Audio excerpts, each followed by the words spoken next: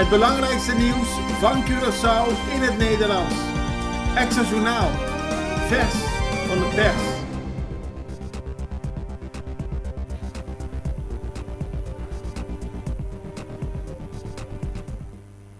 Welkom bij Extra Journaal. Fijn dat u weer kijkt. We hebben weer het belangrijkste nieuws voor u op een rijtje gezet. En na de reclame hebben we wat meer achtergronden en ander nieuws, om het maar zo te zeggen. Laten we beginnen met het belangrijkste nieuws. Vandaag zijn er 4 ongedocumenteerden ontsnapt uit van het terrein op de SDKK. Het gaat om 4 Venezolanen die rond 1 uur vannacht een slot en een hek wisten te forceren, waarna ze weg konden vluchten van het VODC waar ze zijn opgesloten. Dat is het Vreemdelingenopvang Detentiecentrum. Bewakers van dienst hoorden een explosie, gingen daarna een kijkje nemen en zagen de 4 al wegrennen. Er is vanochtend de hele tijd naar hun gezocht, maar de 4 zijn nog niet aangetroffen. Ook wordt er gekeken hoe het kan dat ze zomaar hebben kunnen ontsnappen.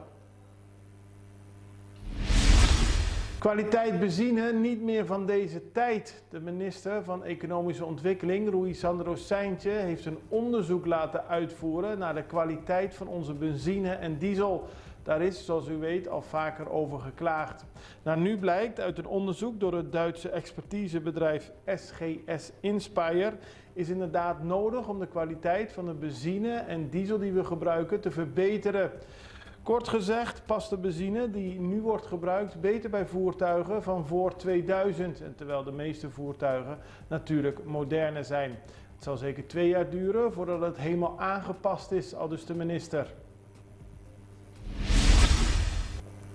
Korting pensioenen van Enja. De Extra schrijft vandaag dat het onvermijdelijk lijkt dat voor het eind van het jaar de pensioenen die mensen krijgen via Enja gekort zullen worden. Er wordt zelfs gesproken van een korting van 1/3. Het is nog niet zeker, er wordt nog over gesproken, maar binnen de Centrale Bank van Curaçao en Sint Maarten, binnen de overheid, er is zelfs met het CFT staat het al op de agenda om erover te praten, is het een onderwerp en de Extra schrijft er vandaag over. Mocht er iets concreets worden gemeld, dan hoort u het van ons, maar nu lijkt het in ieder geval erop te wijzen dat een dergelijke korting onvermijdelijk is.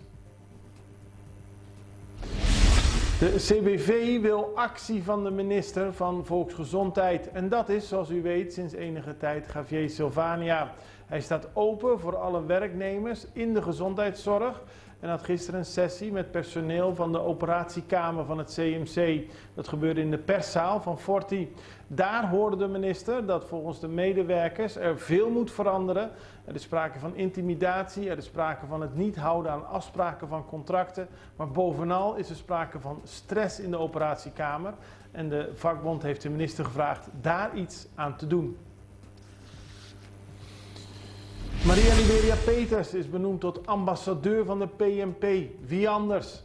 Maria Liberia Peters, voormalig minister-president, boegbeeld van de partij, is gisteren bij de viering van het 75-jarig bestaan van de partij officieel benoemd tot ambassadeur van de Groene Partij. Het was voor haar een verrassing, maar ook zeker een eer om te worden benoemd. Ze heeft veel betekend voor de partij en natuurlijk voor ons land. Justitie opent een reeks vacatures. De minister van Justitie, Shelton Hato, heeft gisteren aangegeven dat de ministerraad deze week akkoord is gegaan met het openen van vacatures binnen de justitiële keten.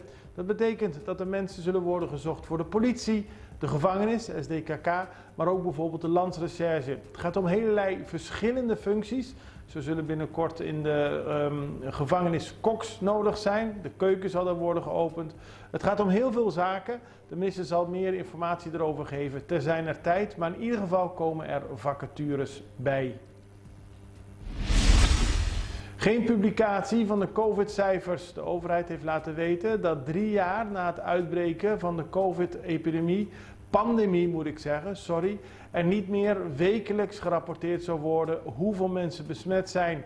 Dat heeft ermee te maken dat de ziekte zich verder heeft geëvolueerd.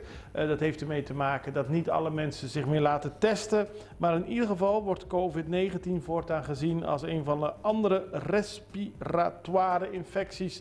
Dat is een moeilijk woord en daarmee wordt gezegd dat het nu een luchtweginfectie is geworden waarmee rekening moet worden gehouden. Hygiëne blijft belangrijk, maar het is net zoiets als influenza.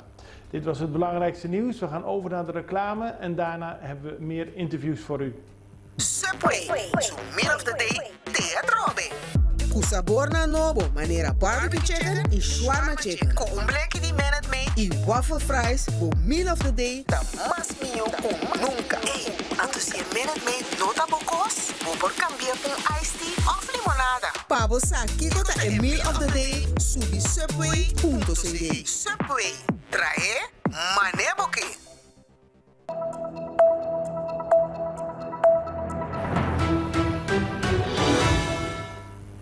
26 april is het Koningsdag in het hele Koninkrijk, maar morgen vinden al de Koningsdagspelen plaats. Daarover spraken we met Mavis Albertina. Zij is de voorzitter van Koningsspelen Caribisch Koninkrijk, zo heb ik het goed gezegd. In ieder geval, zij kondigde aan dat er hard wordt gewerkt voor deze 11e editie. Begin dit jaar was er de afspraak met de koning van de inschrijvingen. Dat vond plaats, de start van die inschrijvingen op het Brionplein. Het aantal inschrijvingen gaat goed, zegt Mavis Albertina. Bijna net zoveel als de eerste keer in 2013. We vroegen haar dan ook, is er veel enthousiasme? Er is veel enthousiasme, hadden we ook verwacht natuurlijk na de komst van de koning. Ja. Bijna alle scholen doen dit jaar mee. We hebben bijna 15.000 kids die ook zullen meedoen. En ook meedoen natuurlijk aan het koningsontbijt. Ja. Want je weet, dat is ook een traditie. Gratis ontbijt, hè? Gratis ontbijt van de organisatie. Het is bijna gelukt. 15.000, dat is veel werk. Dat is veel werk en veel geld. Ja. Maar gelukkig hebben we wel een aantal sponsoren die elk jaar terug ons helpen om dit te kunnen bewerkstelligen. Het is ook een voorwaarde eigenlijk, en dat weten alle scholen al. De kinderen moeten eerst een goed en gezond ontbijt nutten, want dan gaan de motoren dan aan de slag. En daarna mogen ze dus de hele morgen bewegen. En maakt niet uit, elk school die bepaalt zelf eigenlijk wat voor spelen ze willen doen of wat voor activiteiten, want er wordt ook gedanst, gesprongen, gezwemd. Als er maar bewogen wordt. Als er maar bewogen wordt door de kinderen. En dat moeten de kinderen. Het is eigenlijk een idee om de kinderen te leren om dat te blijven doen. We vieren het al voor de 11e keer, maar wat is het eigenlijk, die Koningsspelen? We vroegen het aan Mavis Albertina. Het is een dag waarin alle delen van het Koninkrijk meedoen. Dit jaar heeft Nederland besloten het op 2 dagen te organiseren. Maar wij hebben het op 1 dag georganiseerd. Wij zijn natuurlijk kleiner. Maar de bedoeling is wel dat 1,3 miljoen kinderen in het Koninkrijk doen aan de Koningsspelen. Het is een speciaal cadeau eigenlijk aan de koning. In 2013 mocht ik ook lid zijn, trots lid van het Nationaal Comité Inhuldiging. En toen hebben we dit eigenlijk bedacht voor de koning. Hij vond het zo leuk. Hij zei, laten we dit gewoon laat dit elk jaar terugkomen. En ik organiseer het voor de Caribische eilanden en Richard Krajicek die doet het voor Nederland. En het is dus vrijdag? Het is aanstaande vrijdag en we zijn er klaar voor. Het is het grootste en leukste feest van het hele jaar, al zeg ik het zelf. Maar als je de gezichten van de kinderen ziet, dan geef je me wel gelijk. CITI, het Curaçao Innovatie en Technology Instituut, opent vandaag haar deuren. Ze zijn verhuisd en ze zitten nu in Rifford Village. CITI staat voor innovatie en ondernemen en wil daarmee dichter bij de ondernemers zijn. Dat legt Monique Raffaella van CITI uit.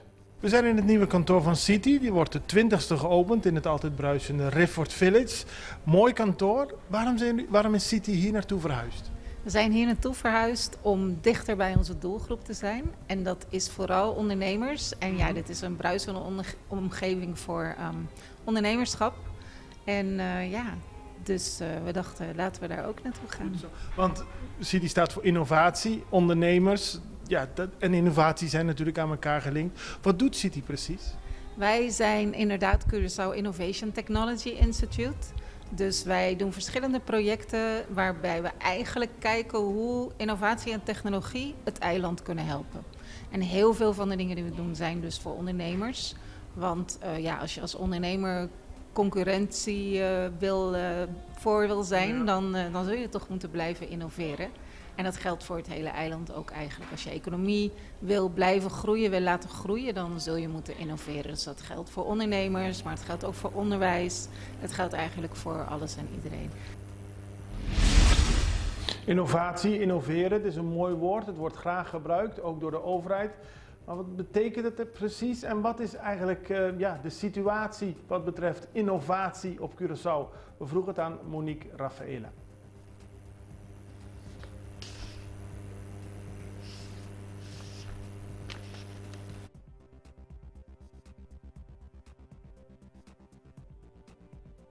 Is er geen Monique Rafaela, dan is er nu iets mis aan het gaan. Dan gaan we nu naar het Europees Parlement.